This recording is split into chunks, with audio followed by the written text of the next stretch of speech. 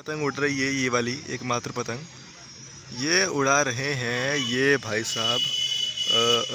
ये वाले भाई साहब ये, ठीक है।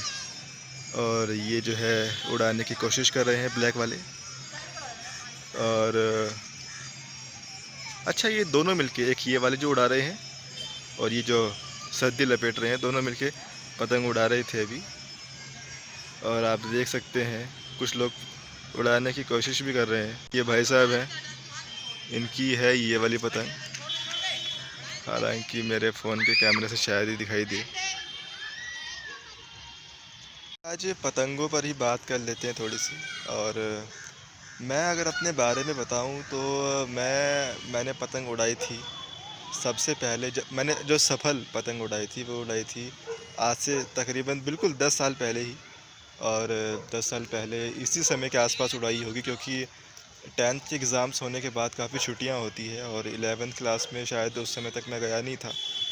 तो मैंने पतंग तब ही उड़ाई थी, उसी साल उड़ाई थी। और उसके बाद मैं कभी उड़ा नहीं पाया, कभी मौका नहीं मिल पाया, क्योंकि अच्छा 10th के बाद ये होता है ना कि 10th के बाद काफ़ी गैप होता है। एग्ज़ाम्स हो गए, रिज़ल्ट आएगा काफ़ी महीने के बाद, तो बहुत लंबा गैप था वो उस दौरान का। नहीं तो 9th क्लास होती है, 11th क्लास होती है, उसके बाद 12th में तो खैर पूरा ही गैप हो जाता है। तो वो एक ऐसा समय था जब मैंने जो है पतंग उड़ाई थी।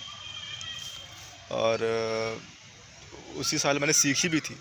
ऐसी बात नहीं है कि मैं पहले से जानता था, उसी साल सीखी थी मैंने और उड़ाई भी उसी समय। और अच्छा, कमाल की बात, एक और बात बताता हूँ मैं आपको कि मेरे पास ना एक भी पतंग मैंने ख़रीदी नहीं थी।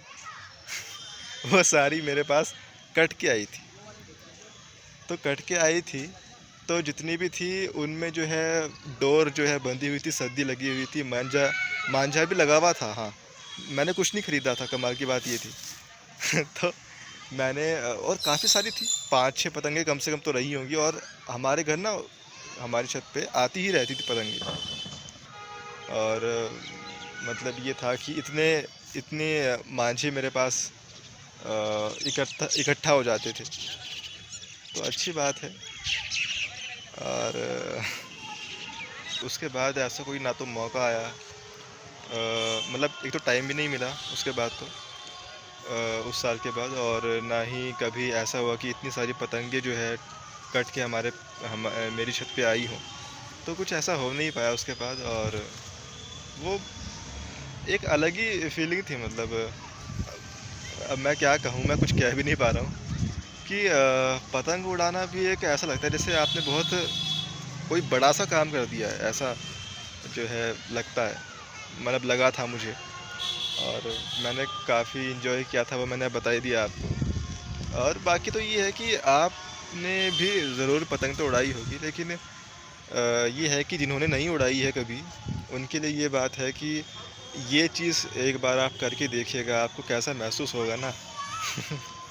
वो जो खुशी होती है ना, वो उसी से मिलती है। मतलब मैं बताता रहूँ, आप कहो कि पता नहीं क्या क्या बोल रहा है कि ऐसे पतंग उड़ाना बहुत अच्छा होता है वगैरह, लेकिन ये है कि जो खुशी मिलती है वो आपको, और मतलब उस तरह की खुशी आपको कहीं और नहीं मिल पाएगी। ये छोटी छोटी खुशियाँ जो होती हैं वो काफ़ी प्यारी होती हैं। उसका कोई और तोड़ नहीं होता, कोई विकल्प नहीं होता। तो आप भी पतंग उड़ाइएगा कभी, और मुझे अवसर मिला तो मैं भी बाद में उड़ाने की कोशिश करूँगा।